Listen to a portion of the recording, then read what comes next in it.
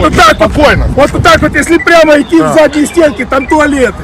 Вот сюда, как заходим в зал. Вот смотрите, как заходим, вот прямо, вот так идем прямо, как туда, на задний двор.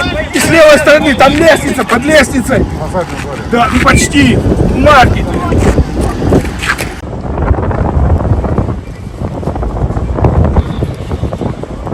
Был на рабочем месте в отделе мебели, услышал первый прилет, сколыхнулся с напарником, пригнулись, упали на пол. Был второй прилет, нас засыпало.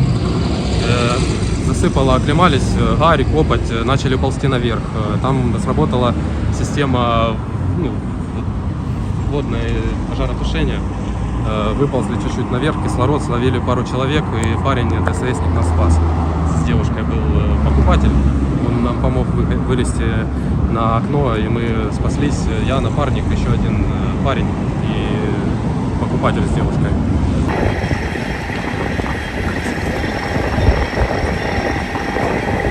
А там багато людей всередині тоді було? Да. Ну, покупатели, рабочий день, обычный будний. То есть там я не могу оценить количество, но персонал был и покупатель.